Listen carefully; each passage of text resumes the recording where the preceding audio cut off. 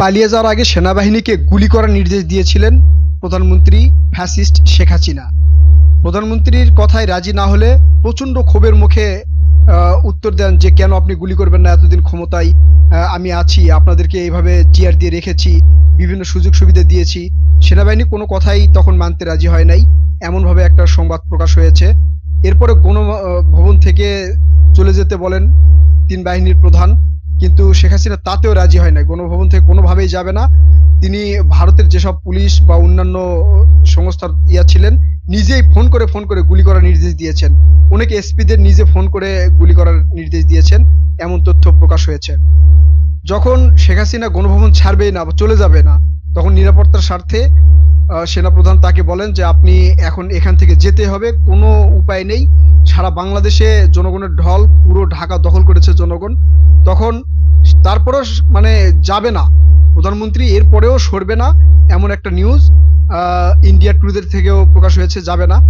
এরপরে সেনাপ্রধান তাকে বললেন যদি আপনি না যান তাহলে আমাদের করার কিছুই থাকবে না। তার বোন শেখ রেহেনাকে সেনাপ্রধান ডেকে বোঝানোর চেষ্টা করেন, তার বোনও তাকে বোঝানোর চেষ্টা করেন, শেখ রেহেনা শেখ হাসিনাকে বোঝানোর চেষ্টা করেন যে আসলে পরিস্থিতি খারাপ, আমাদের এখানে থাকা ঠিক হবে না। এরপরেও সে মরণ কামড় দেওয়ার জন্য বিভিন্ন পুলিশের এসপি ডিআইজি এদেরকে ফোন দিয়ে গুলি করার নির্দেশ দিয়েছে।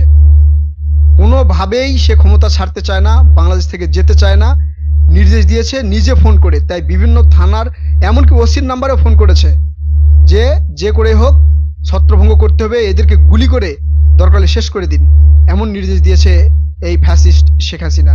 কিন্তু সেনাবাহিনীকে ধন্যবাদ যে তার কথা শোনে নাই। এরপরে যখন শেখ রেহেনা শেখ হাসিনাকে বোঝানোর চেষ্টা করলো যে আমাদের এখানে থাকা যাবে না, চলে যেতে হবে, সে কথা না শোনার পরেও তারপরে এক সূত্রে জানা যায় যে কোনো এক কর্মকর্তা, উচ্চ পর্যায়ের কোনো এক কর্মকর্তা, তার ছেলে পলাতক সজীব অজেদ জয় লুটতরাজ, তার কাছে ফোন করে যে আপনি আপনার মাকে বুঝান, না হলে পরিস্থিতি খারাপ হবে, কোনোভাবে আটকানো যাবে না।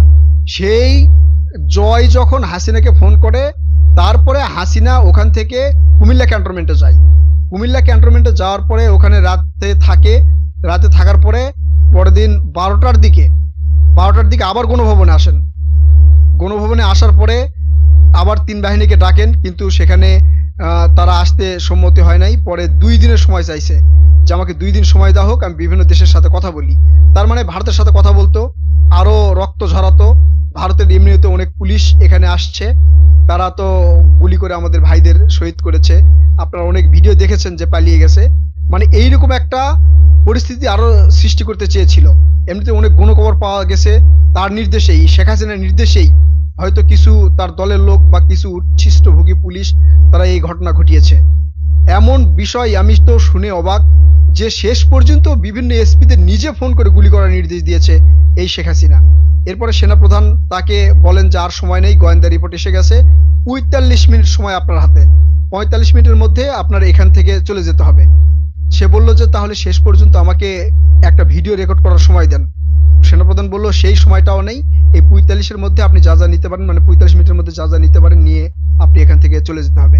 এরপরে সে তড়িঘড়ি করে এগুলো গুছিয়ে নেয়, গুছিয়ে নেওয়ার পর মানে যা পাইছে, টাকা পয়সা স্বর্ণ গয়না যেগুলো ছিল সবকিছু নিয়ে, ডলার টলার যেগুলো ছিল সেগুলো নিয়ে সেনাবাহিনীর কার্গো বিমানে তিনি বাংলাদেশ থেকে মানে পালিয়ে যান। এখন সেনাপ্রধানের মানে কাছে আমরা কৃতজ্ঞ।